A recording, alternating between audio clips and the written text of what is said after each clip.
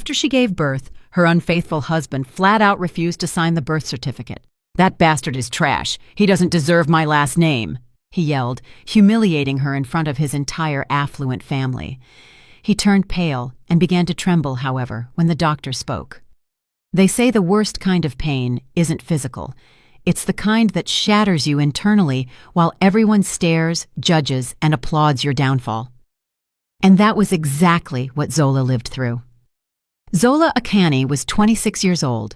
She worked at a small community library in the heart of the historic 3rd Ward district of Houston, Texas. Zola had always been a quiet woman, reserved, a bit timid, but with a gentle spirit that could warm up any room. Despite her humble roots, she earned the affection of everyone she knew through her dedication, her honesty, and her peculiar habit of speaking softly, as if she didn't want to bother anyone. She fell in love with Kofi Dumont when she was barely 22. He, the heir to a prestigious family known for their legacy in real estate and philanthropy in the South, swept into her life like a hurricane, disguised as a soft breeze. Kofi carried himself with confidence, flashed a dazzling smile, and spoke in words that sounded like eternal promises, promises that, over time, twisted into threats masked by silence. That public hospital, with its scent of cheap disinfectant and the echo of newborns crying, became the setting for a nightmare no one saw coming. Zola had been in labor for over 8 hours, alone, her hands clutching the sheets, her heart in shreds. Her mother, who was battling a terminal illness, couldn't be there. Her girlfriends from the neighborhood couldn't find a way to make the long trip. And Kofi? Well, Kofi arrived when everything was already done. The room was cramped, with scuffed walls and a blinding white light that hurt the eyes. Zola held her baby, her own eyes still swollen from crying so much. When the door opened, Kofi strode in, dressed in designer clothes, his hair perfectly coiffed, looking as if he'd just come from a gala dinner. Behind him were his mother, Mrs. Odette Dumont, with an arrogant gaze and a look of sheer contempt, and his younger sister Nala, who looked at Zola as if she were a cockroach crawling across the Persian rug in their study. "You're late," Zola murmured, barely having the strength to speak, clutching the small child in her arms. Kofi didn't answer. He took one step, then another, until his eyes landed on the baby. He stopped dead, his brow furrowing. Something in his face shifted. It was no longer just discomfort. It was cold, calculating, poisonous rage. "What is this?" he said, not raising his voice, but with an intensity that chilled the blood in the room. Zola looked at him, confused. "It's your son, Kofi. Our son." Mrs. Odette advanced with determined steps and positioned herself next to her son. She looked at Kofi, then at the child. Her lips curled with disdain. "That is not a Dumont." Nala let out a short, nervous, mocking laugh. "Zola, what did you do?" "I didn't do anything." Zola began to tremble. "The baby is yours, Kofi." But Kofi was no longer listening to her. He spun around toward the nurse who had just entered to check the vital signs. "I need to speak with the hospital administrator. I refuse to sign any birth certificate. That bastard will not carry my name." The words fell like knives into Zola's body. The nurse, visibly uncomfortable, tried to slip out of the room. Zola clung to the baby, her eyes filled with tears, not from the public humiliation, but from the pain that swelled in her chest like a bomb about to explode. "How can you say that? He is your son. Kofi, look at me, please," she begged, her voice broken.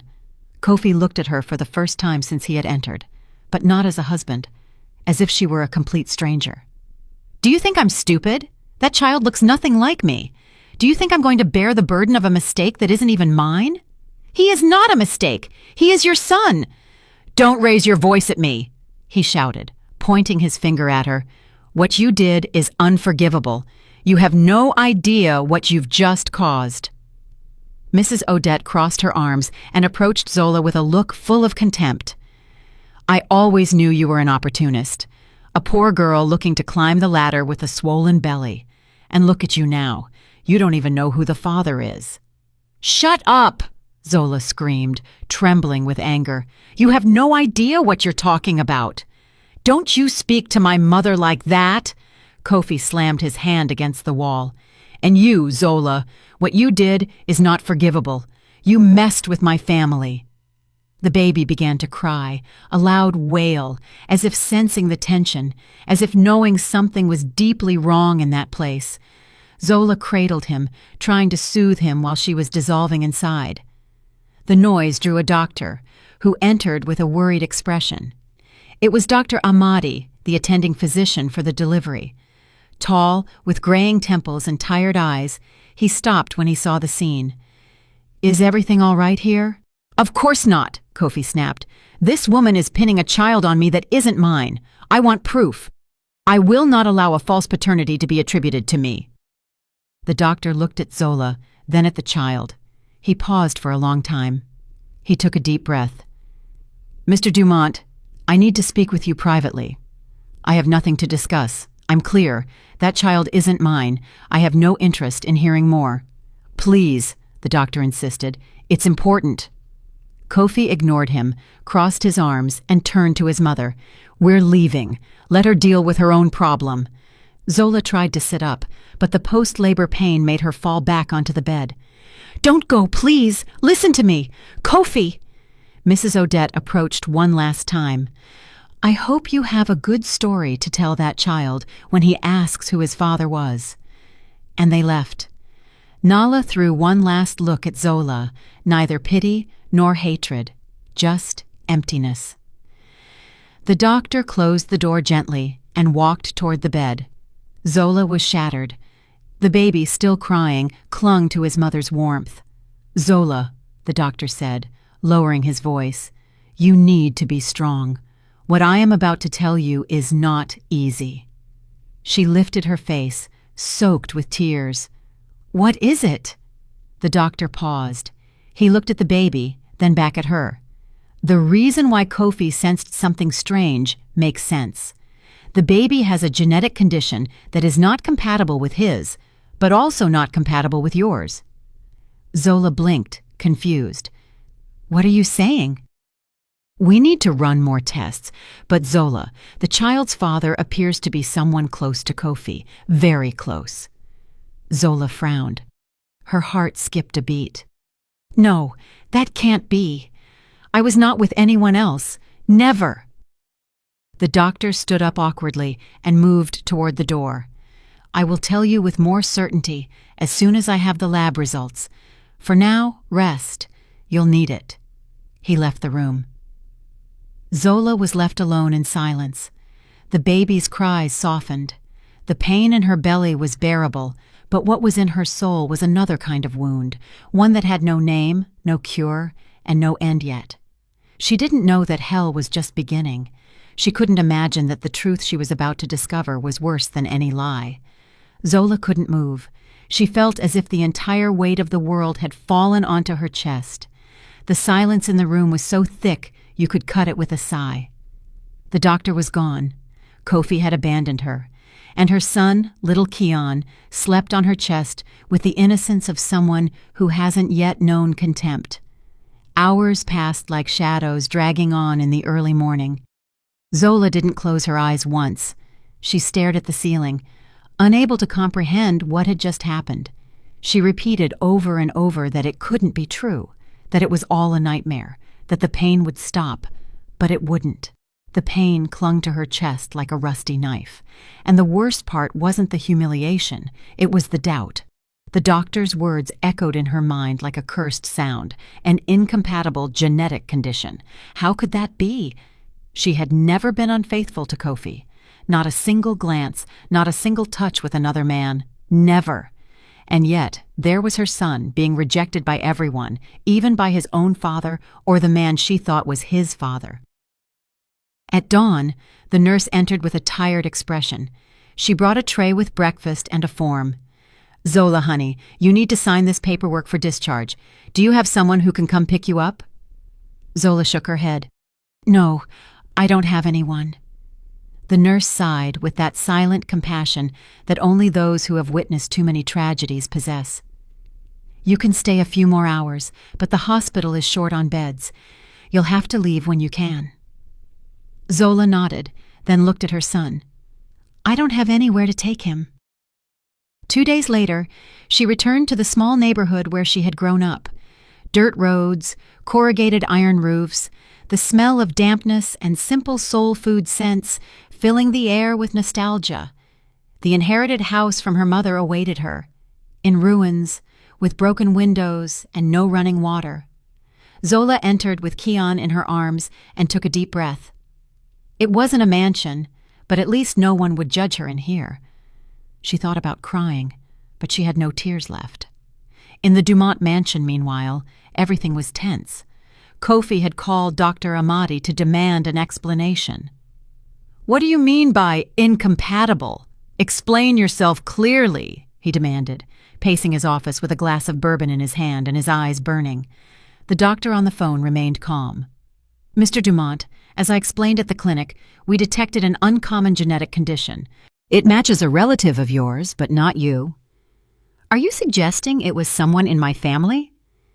"I cannot make assertions without proof. I suggest a DNA test as soon as possible." Kofi hung up without responding.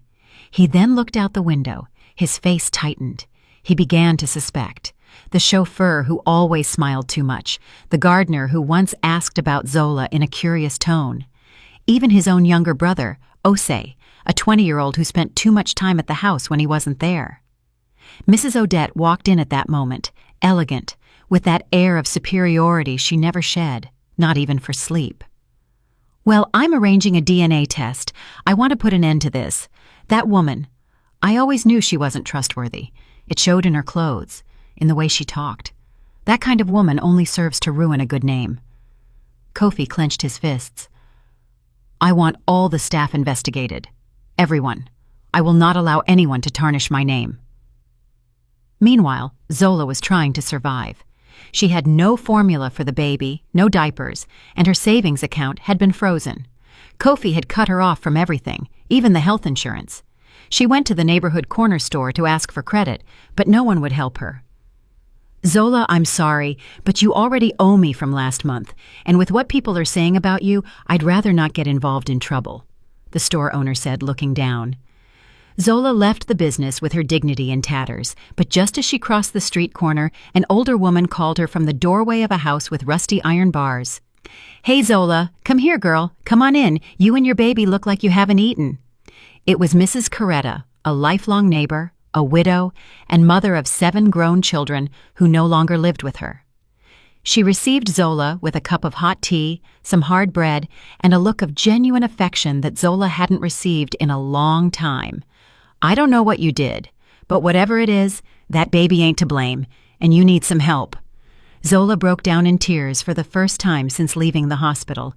She cried like a small child. She wept over the wooden table with Keon sleeping on her lap and Mrs. Coretta stroking her hair. "I don't understand," she whispered through sobs. "I swear to God I wasn't with anyone else. I don't know what's happening." That night, when she tried to sleep, she had a blurred memory, a fleeting, stabbing image, a glass of wine, a strange dizziness. Kofi wasn't there. She only remembered being in the house. Then everything was a fog. She tried to recall more, but the sensation was like a choked scream. Something didn't add up. The next day, comments exploded on social media. Someone had leaked a photo of Kofi leaving the hospital with his mother and sister. The caption read, "Multimillionaire rejects his own son at birth." Opinions were divided. Some defended him, others crucified him. But everyone was talking. The press began to sniff around.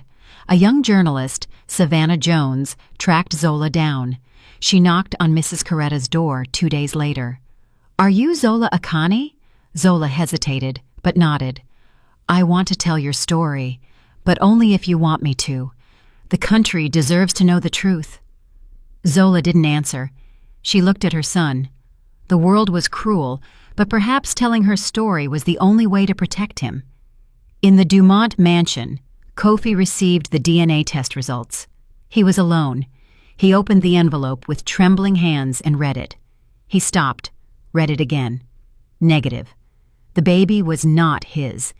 He felt as if something inside him had fractured. It wasn't sadness. It was fury, raw rage. He called his attorney and asked him to destroy the provisional birth certificate they had started. "That child is dead to me," he said, throwing the envelope into the fireplace fire. Hours later, in an elegant lounge in downtown Dallas, Kofi was laughing with a young, perfectly made-up blonde woman named Camille. He was at a gathering of executives. No one mentioned Zola, no one mentioned Keon, just drinks, fake laughter, and bodies trying to fill empty spaces. Meanwhile, Zola began her job search. With Keon in her arms and a resume stained by rumors, she scoured offices, bakeries, and stores. Everyone said the same thing. "I'm sorry, we're not hiring." Night fell. She returned home exhausted, her feet swollen, with nothing more than a bag of rice that Mrs. Coretta had given her. As she entered, she found an unsigned letter slipped under the door. It only said, "He wasn't the only one in that house who looked at you differently." Zola felt a chill. She looked at her son, hugged him tight, then closed the door and drew the curtains. There were too many shadows surrounding her story, and she was just beginning to understand that behind every silence lay a secret. Zola hadn't slept peacefully since receiving that anonymous letter. The phrase echoed in her mind like a curse. He wasn't the only one in that house who looked at you differently. She felt fear, real fear. Not of ghosts or superstitions, but of what she remembered and what she didn't. Of what might have happened that night when everything became a fog, and the following days were shrouded in silence. The baby started to cry. Zola held him close. Keon was only a few weeks old, but his eyes seemed to look with the intensity of someone who had already lived 1,000 lives. She stroked his hair and sang softly. Then she sat on the edge of the broken bed in that borrowed house, Mrs. Coretta's home, now her only refuge. The world had left her alone, but time didn't stop. Neither did hunger. That very night, she made a decision. She went out with Keon wrapped in a thin blanket, walked through the neighborhood with her head held high, and went straight to an office building in the industrial park. The place smelled of old sweat and cheap bleach. She asked for the cleaning supervisor. "I need a job. Anything. I only ask that you let me bring my son with me." The boss looked at her suspiciously. "This isn't a daycare." "He won't bother anyone. He'll sleep in a corner. I just need a chance." The woman sighed. She was tired and needed someone urgently. "All right, but if he cries too much, you're gone. I don't want trouble." That night, Zola mopped marble floors with swollen hands. Keon slept in a box with a folded sheet as a mattress. Every time she finished pushing the mop, she rushed over to check that he was breathing. Her body ached, but her dignity hurt more. With every corner she cleaned, she felt like she was erasing a piece of her history. She was no longer the wife of Kofi Dumont. She was nobody. Days passed. Keon started showing strange symptoms: shortness of breath, a constant fever, and small tremors in his hands. Zola took him to a community clinic in the neighborhood. The doctor, young and serious, examined him in silence. "We need to run more complete tests. This could be something more serious." Zola looked at him in terror. "More serious? How?" "It could be a neurological or metabolic condition. I don't want to alarm you without proof, but there are signs we can't ignore." "And how much do those tests cost?" The doctor hesitated. $5,000, maybe $6,000. It all depends on what's needed. Zola felt the air ripped from her lungs. She didn't have even $100. That night, she didn't eat. She sold her only ring, the one Kofi had given her when he promised her a good life. She exchanged it for 2 cans of formula and 1 pound of rice. The next day, she went to the local legal aid office, a room with damp walls and piled-up papers. A young lawyer, Imani Grant, attended to her. She had dark circles under her eyes, but her gaze was sharp. She listened to Zola's story without interruption. "I want to force my son's father to take responsibility." Imani took notes. "Do you have the birth certificate?" Zola lowered her head. He destroyed it. He said that child didn't deserve his name. Imani looked at her seriously. We're going to start with a paternity and child support lawsuit. Do you have proof you were married? Zola pulled out a torn folder. It held a photo from her wedding, a simple copy of the marriage license, and a couple of utility bills in both their names. This will work for now, but you need an official genetic exam. Zola swallowed. They already did one. It came back negative. He said the child wasn't his. Imani raised her eyebrows. And are you sure you weren't with anyone else? Zola lifted her wounded gaze. I don't remember anything. Just one night I felt strange, like something wasn't right. But I didn't do anything. The lawyer nodded. She didn't ask more questions. Some things hurt more than a test result. I'm going to help you. I don't promise miracles, but I promise justice. In the Dumont mansion, the atmosphere had grown heavy. The press was starting to apply pressure. Some outlets wanted to know why a baby had been publicly rejected by such an influential family. Social media was unforgiving. The Dumont name was becoming synonymous with scandal. Kofi, desperate to clean up his image, ordered a media control campaign. He bought headlines, silenced local news outlets, and hired digital reputation experts. But inside the house, the tension couldn't be concealed. Mr. Sterling Dumont, Kofi's father, had returned from a business trip, always elegant, always with his measured smile. He was one of those men who didn't yell, but whose single glance could make an entire room tremble. Kofi met him in the study. Father, I need to know if anyone in the family did anything with Zola. Mr. Dumont stared at him. What are you referring to? You know what I mean. She claims she wasn't with anyone. The DNA doesn't match me, but the doctor says there's compatibility with someone close. Did you see something, Sterling? Mr. Dumont maintained his composure. Your weakness is making you talk nonsense. Stop finding excuses for your marital failure. That woman doesn't deserve another minute of our time. Kofi swallowed. You can't ignore it. Something doesn't add up. Osei was here when I wasn't. The chauffeur was too. Mr. Dumont interrupted him in a firm voice. Don't bring your brother into this. He's just a child. If you were naive enough to let an outsider into this family, assume the consequences. From the doorway, Osei listened in silence. He then went downstairs and found his mother, Mrs. Odette, and said in a low voice, Mom, do you remember Aaliyah? Mrs. Odette immediately tensed up. Why are you mentioning that woman? Because Dad has worse secrets than the Zola business. You know it. What he did to Aaliyah was worse. But everyone fell silent. Mrs. Odette turned pale. Be quiet. Don't you dare talk about that. That story died years ago. Osei shook his head. No, it didn't die. It was just buried, like everything else in this house. That night, Zola took Kian to a private clinic that offered pro bono consultations. The same doctor who had seen her at the public hospital, Dr. Ahmadi, attended to him. He was surprised to see her there but didn't say anything. After examining Kian closely, he sat across from Zola with a grave expression. The child has a mitochondrial disorder. It's a rare inherited condition. It affects cellular energy and neurological development. It's progressive. Zola felt herself faint. He could die? Not if we act fast, but the treatment is costly and long. How much?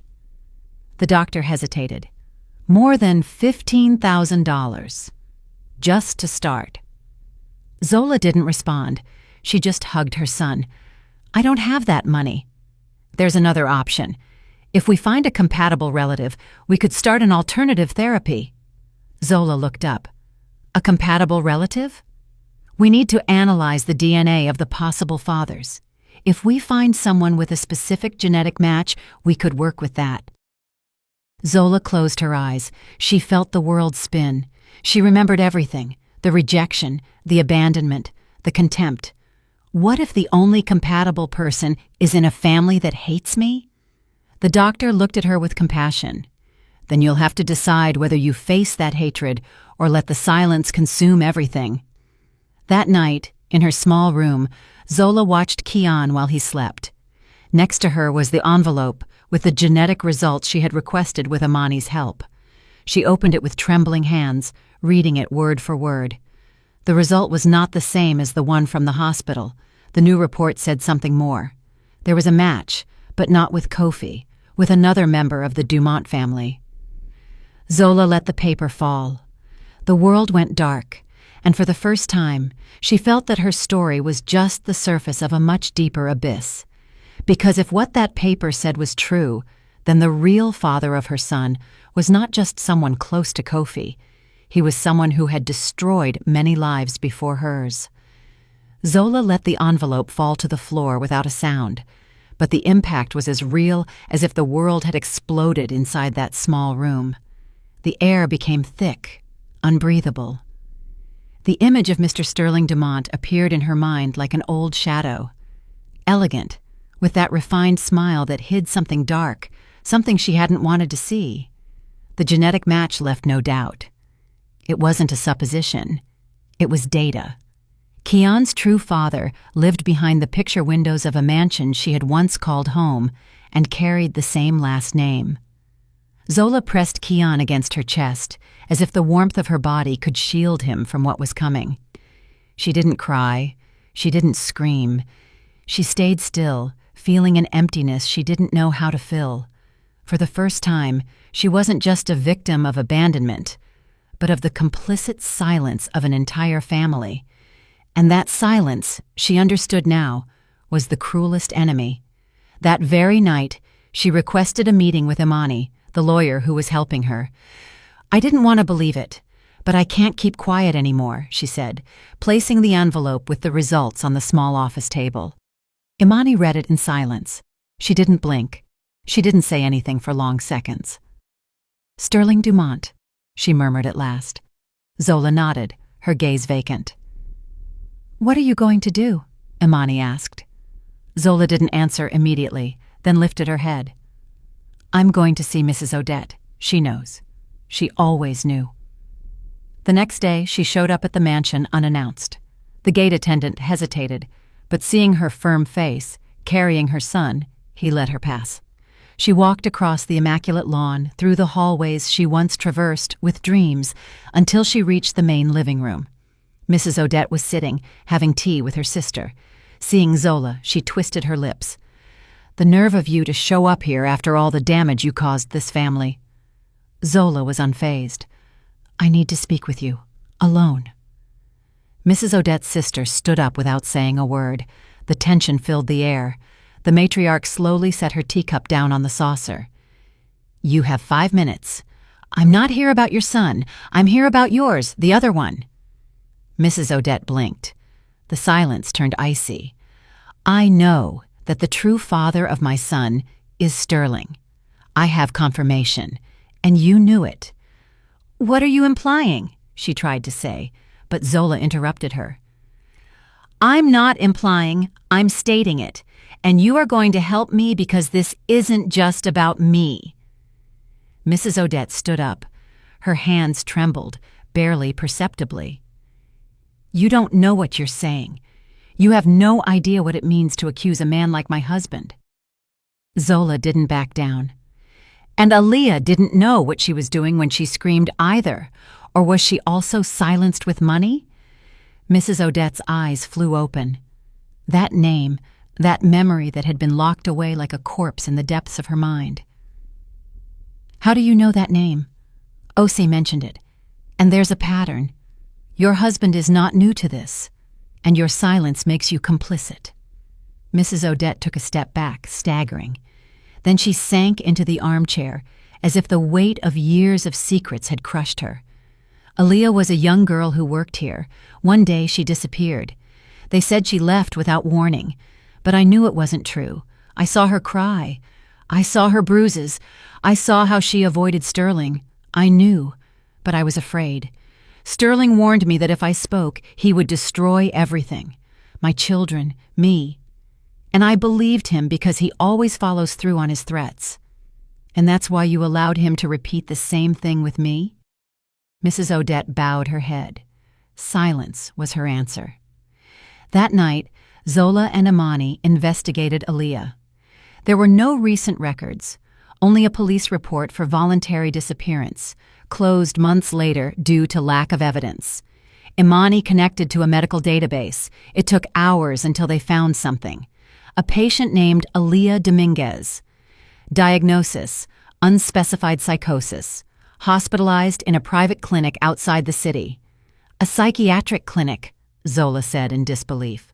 Forced confinement. If she's been there ever since, she's been institutionalized for more than 4 years.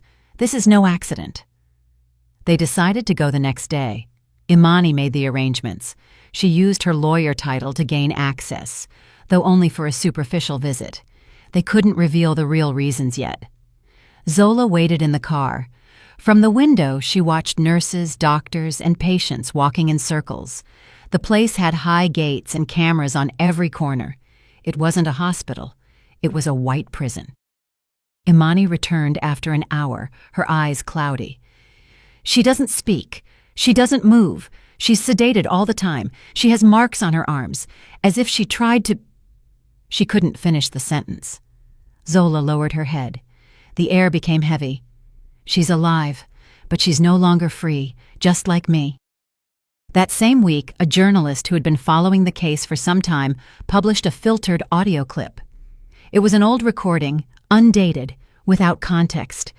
An anguished female voice could be heard screaming, "He drugged me! I didn't want to! I couldn't move! Please help me!" Social media exploded. Some said it was fake. Others swore they recognized the voice. Imani managed to trace the origin. It was part of a series of medical files from the same clinic where Aaliyah was. Someone who no longer worked there had sold the audio for money. Zola listened to the audio 3 times. The 3rd time, her blood ran cold. It was her voice. Imani understood it too. She didn't say anything. She just looked at her. Kofi, in his office, listened to it for the first time on his phone via an anonymous link. He put it on speaker. When he heard that scream, that broken tone, that desperation, he felt something inside him snap. He closed his eyes, visualizing the memory. The night he left for a business trip. He was going overseas, and before leaving, he told his father that Zola would be alone in the house. Dad was that night alone with her. The glass he was holding fell to the floor and shattered. The echo of the glass was the same echo that resonated in his head, and then he understood everything. The business trip, the night Zola stayed alone at home, his father's insistence that everything would be fine, Zola's expression weeks later when something inside her had changed, the silent rejection, the distance, the constant sadness. Kofi was breathing with difficulty, as if the very air was betraying him. He walked to the bathroom, washed his face, looked in the mirror, and didn't recognize himself. In his reflection wasn't the elegant man who used to control everything with a smile. There was a betrayed son, a blind husband, a defeated human being.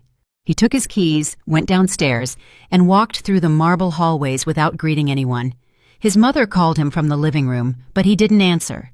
He crossed the door to Sterling Dumont's study without knocking. The patriarch was standing, pouring himself whiskey as if the world owed him reverence. He looked up calmly. "You have no manners, son." Kofi closed the door. The tension in the room was so thick it felt physical. "What did you do to her?" Sterling didn't answer. "I'm going to repeat it only one more time. What did you do to Zola?" The silence was long, arrogant. Then Sterling took a sip from his glass and spoke with chilling serenity.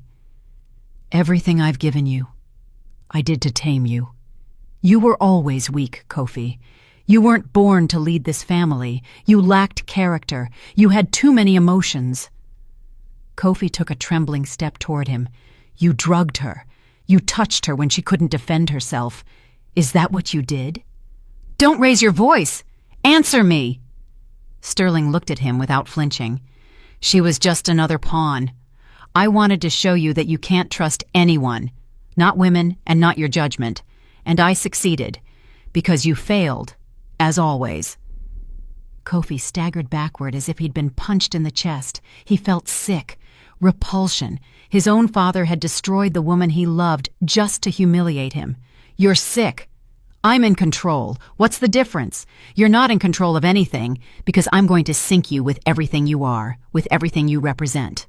Sterling let out a short, dry laugh.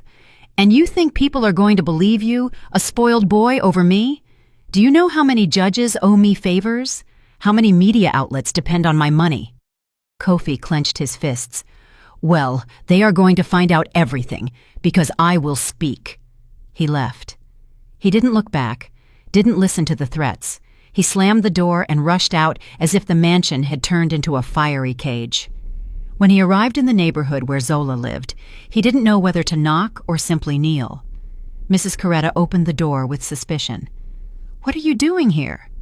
"I need to speak with her. She doesn't want to see you or hear you, and she's right."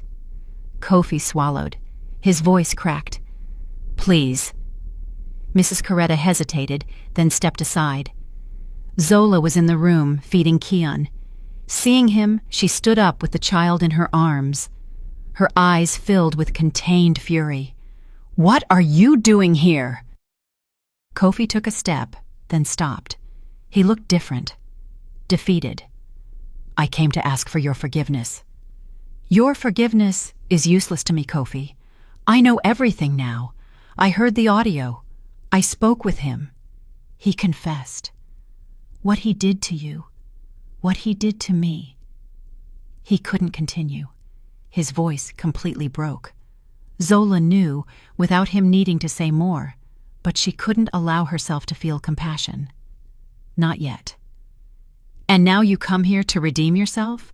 After leaving me alone in a delivery room, after screaming at me in front of everyone, after allowing your mother to call me an opportunist, now you feel pain." "There's no excuse for any of that. I know, but I'm here because I want to help you. I want to help you and my son."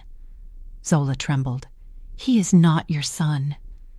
"He is my son, even if he doesn't carry my blood, because what they did to him is unforgivable, and I won't stay silent."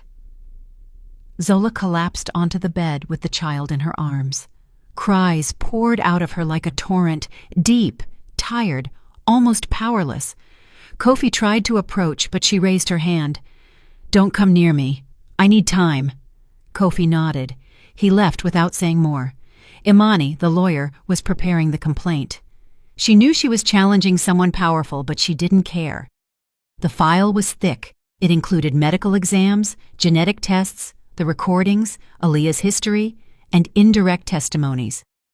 "This is going to blow up, but you can't back down," she told Zola as they reviewed the documents. "I won't. They're going to attack you. They'll say you did it for money, for revenge, for fame." Zola looked her in the eyes. "I don't care what they say. I'm not doing this for me. I'm doing it for all the ones who couldn't speak." The media found out. Some supported the complaint. Others ridiculed it. But the story began to gain traction. Several women started writing to Imani anonymously. They had worked in the homes of powerful families. Some recounted that Sterling Dumont had also harassed them, but they were too afraid to speak. The legal team filed the formal complaint. The press surrounded the courthouse. The photograph of Zola leaving with her son in her arms circulated on social media, in newspapers, and on television channels. Days later, Sterling sent a message. He wanted to speak with Zola privately. Imani forbade it, but Zola decided to go. They met at a private restaurant. He arrived with his usual elegance. She arrived with a serene but firm face. "You have guts," he said. "I have memory, and I have a son who deserves justice. That child is not my shield. He is my engine and the reflection of what you did. Like it or not, he is in your life forever now." Sterling looked at her for a long time, then smiled. "I can take the child away from you. I have the resources, the contacts, the lawyers. With a couple of signatures, I can get custody. I can argue that you have no means, that you have emotional instability. Do you really want to play this game?" Zola didn't flinch. "Try it. But I swear that if you do, I will make public every detail, every victim, every audio. You won't be able to walk down the street without people looking at you as what you are." Sterling picked up his glass, drank, then stood up without saying more. Kofi called a press conference. Imani, Zola, and other media outlets were present. Microphones, cameras, reporters. The world was watching. Kofi stepped up to the podium, took a deep breath, and spoke. "I come to speak as a son, as a husband, and as a victim of silence. The father of my wife's son is my own father, and it is not the first time he has done this." There was a collective murmur, shouts, camera flashes. What happened to Zola was an act of violence, of power, of perversion, and I, as part of that family, can no longer remain silent. The media exploded. Social media collapsed. Sterling Dumont's untouchable figure ceased to exist, and just like that, the silence was broken. Kofi's words still reverberated in the courthouse hallways, in the newsrooms, and on internet forums like a bomb no one saw coming. The image of the heir to one of the country's most powerful families confessing that his father had committed an unimaginable crime, and that the child he himself had rejected was the result of that monstrosity, crossed borders. It was international news, front pages, headlines, divided reactions. Some applauded his courage, others called him a coward for having been silent for so long. But Zola had no time to debate the media impact. She was focused on only one thing: justice. Together with Imani, her lawyer, she presented herself before the district attorney's office, accompanied by cameras, journalists, and several women who had also suffered, but hadn't dared to speak until now. Zola carried Kian in her arms as always. She was thinner, her face marked by exhaustion, but her eyes were alight. She was no longer afraid. She no longer hid. Imani filed the formal complaint against Sterling Dumont with all the legal backing possible. She included testimonies, documents, the genetic results, the filtered audio, and the recording of the confession Kofi had secretly obtained days earlier while speaking with his father. The evidence was clear. Although the law sometimes bent to protect the powerful, this time they were going to force it to look the truth in the face. The press conference was called at the courthouse entrance. Imani took the microphone while Zola held Kian. Today, we are not only denouncing a crime, we are denouncing a structure of impunity that has protected a man for decades, a man capable of destroying entire lives with a smile. We will not be silent. We will not retreat. When Zola took the floor, the silence was absolute. For years, I believed I had done something wrong, that I deserved the rejection, the stares, the closed doors, but it was not my fault. And today, I want other women to hear this. It was not your fault either. He didn't just steal a life from me. He stole the possibility of being a mother with dignity. But he will not take away my strength. That same day, Imani presented a list of women willing to testify. Some were still afraid. Others didn't want to show their faces, but the stories matched. Repeated patterns, strange invitations, dizziness, memory blanks, confused awakenings, months of silence, all connected to Sterling Dumont, all rendered invisible by power. And then the unexpected happened. Aaliyah appeared, not as the cheerful young woman who had once worked at the mansion, but as a fragile figure with a pale face, short hair, and trembling hands. She had escaped the psychiatric hospital with the help of a nurse who decided not to remain complicit. Imani received her in her home, gave her clean clothes, and protected her as if she were her own sister. Zola hugged her with tears in her eyes. Aaliyah didn't speak for a long time, but when she finally did, her voice, broken but firm, made everything tremble. He locked me up so no one would know. He told me that no one would believe me, that I was crazy, and I started to believe him until I saw Zola on the news and understood that he kept destroying lives. With Aaliyah as a key witness, the prosecutor's office ordered Sterling's immediate arrest. The police arrived at his mansion with cameras rolling live. They brought him out in handcuffs, wearing dark glasses and an air of absolute disdain. He didn't resist. He looked at the journalists as if they were ants. Still, the moment was historic. A Dumont publicly arrested. But it didn't last. 72 hours later, he was released due to a legal technicality, alleged insufficient direct evidence. The presiding judge was an old acquaintance of Sterling Dumont. Social media exploded. Public opinion was divided between outrage and disbelief. Kofi shouted to the cameras that the system was corrupt, that if his father walked free, no one would be safe. Zola felt like the world was laughing in her face again. But this time, she didn't break down. She organized a march with Imani and the other victims. They didn't want only judicial justice. They wanted social justice. They wanted the entire country to look at that monster with his face uncovered. The march was called for the following Sunday. Women, mothers, daughters, activists, journalists, artists, thousands joined. Banners with sharp phrases, photos of victims, names that had been in the shadows for years. Zola marched at the front with Kian in her arms. She walked with tears in her eyes, but without lowering her head. The impact was immediate. Television networks broadcasted live. Several public figures spoke out. Local governments showed their support. For the first time, Sterling couldn't manipulate the narrative. People didn't believe him. Social media wouldn't shut up. The country was awake. But while the world watched, Kian worsened. The fever wouldn't go down. His body was weakening. He wouldn't eat. Zola rushed to the nearest hospital. Dr. Amadi received her. "We need to operate immediately." "How urgent?" "Hours. If we don't intervene, there could be irreversible damage." "I don't have the money. I only have $200 left. That's it." The doctor looked at her with compassion. "Then get it, any way you can." Zola ran out. She looked for Imani. They searched for foundations. None could respond so quickly. The hospital required a minimum deposit of $12,000. Desperate, Zola recorded a video. She didn't ask for money. She just told the story. She showed Kian, explained the urgency, and published it on social media. Within hours, people reacted. Anonymous individuals, celebrities, artists, mothers, students. A wave of solidarity activated. The story was already too well known. They couldn't allow Kian to pay with his life for what another man had done. The campaign went viral. In less than 24 hours, the account raised more than $70,000. Kofi, upon hearing the news, sold his stake in a tech company he had founded years ago. He handed over the money without announcing it, without cameras, without pretense. "Do what you have to do," he told Imani. "I just want the child to be well."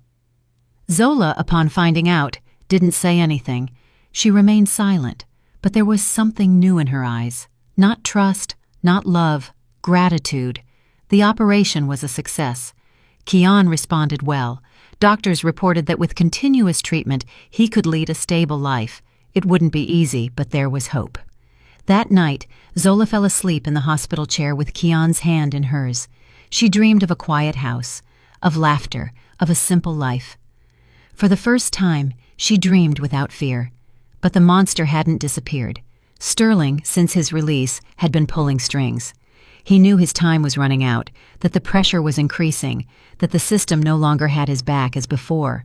He organized his escape. He obtained fake documents, a land route to another country, private bodyguards. He planned everything with surgical precision. It was his style to do everything in silence, without noise, without leaving traces. What he didn't know was that his own son, Kofi, had placed a private investigator behind him. They were tracking his movements, waiting for the exact moment to intervene. The alert reached Imani.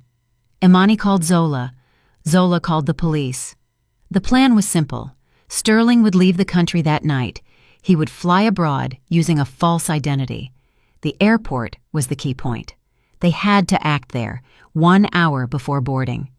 Zola didn't hesitate. She took a cab and went to Hartsfield-Jackson Atlanta International Airport.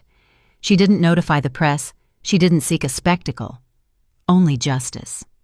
She found him in the VIP line with a fake passport and 2 bodyguards. She looked at him. He looked at her. "You," he said with arrogance. Zola didn't respond. She turned around, and then 2 police officers, a judge, and a prosecutor arrived. Sterling Dumont was formally detained for attempted flight, document fraud, and violation of conditional release. "You won't get out so easily this time." He smiled one last time. "The world is full of traitors." Zola stared at him. "No, it is full of women who stopped being afraid." And just like that, the monster fell. Sterling Dumont was handcuffed in front of cameras, surrounded by security agents and witnesses of his downfall. His gaze, for the first time, was no longer arrogant. It was empty. No power protected him anymore.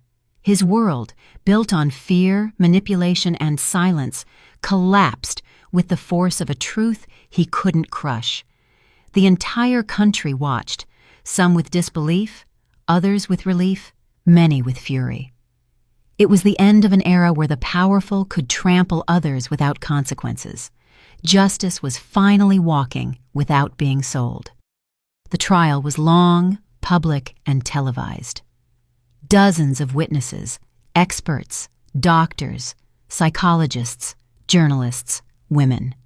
Voices that had been buried for years came to light with the trembling of those who don't know if they will be believed, but with the courage of those who can no longer remain silent. Among them, Aaliyah. Her testimony paralyzed the room. She spoke with a shaky but clear voice. She described the hell with details no one could ignore. Every word was a slap to the system. Zola also testified.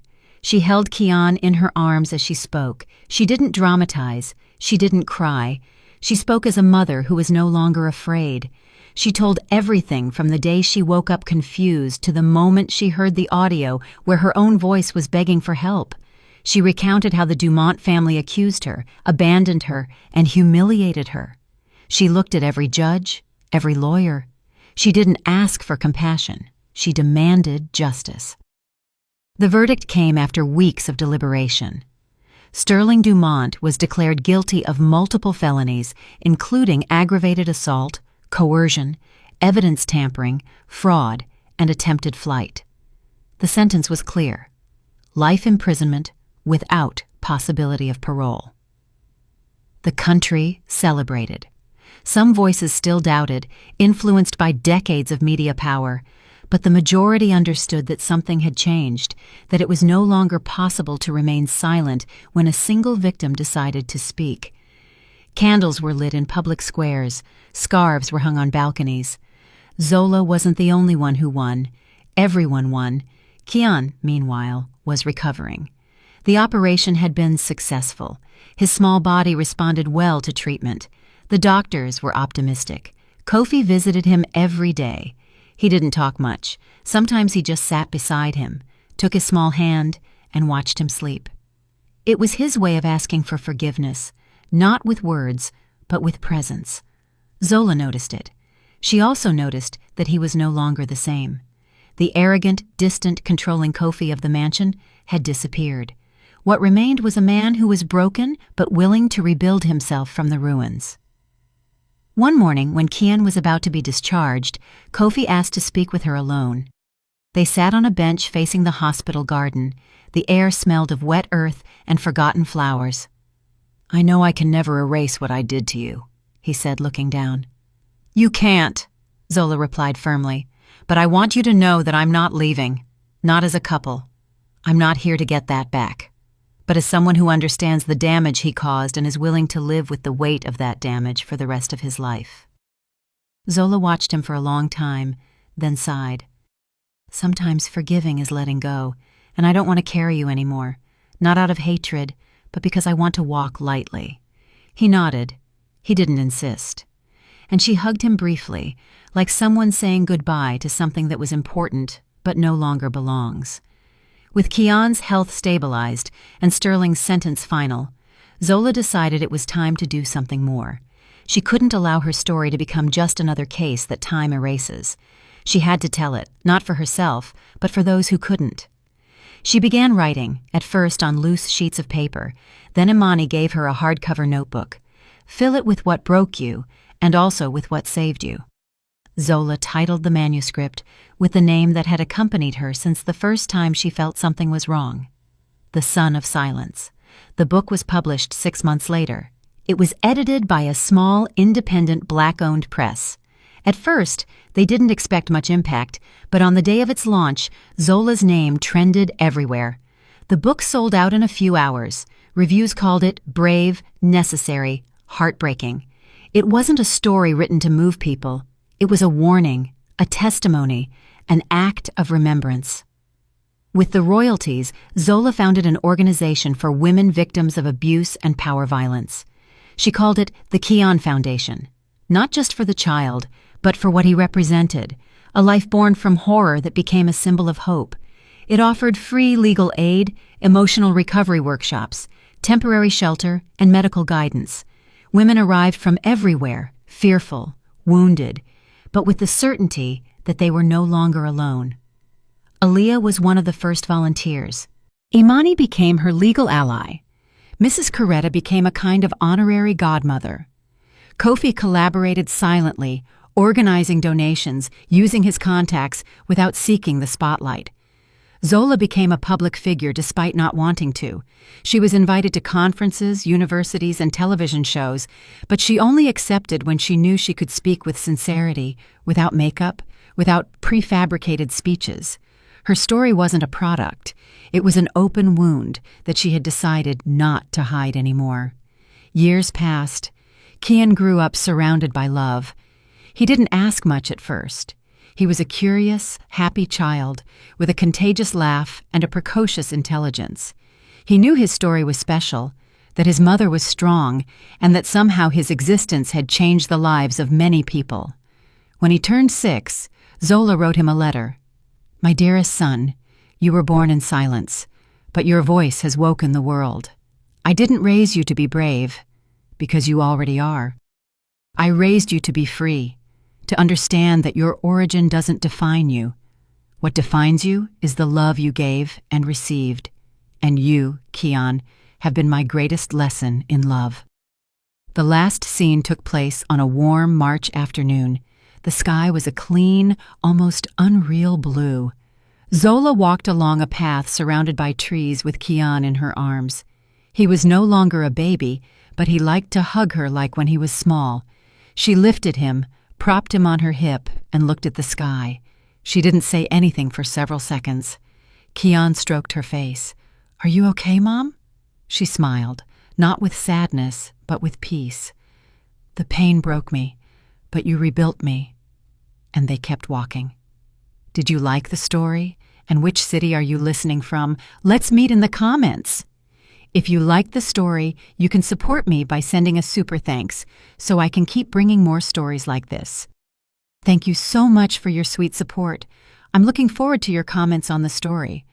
On the screen, you can see 2 new life stories that I highly recommend. There's so much more on my channel. Don't forget to subscribe. See you in the next life story with love and respect.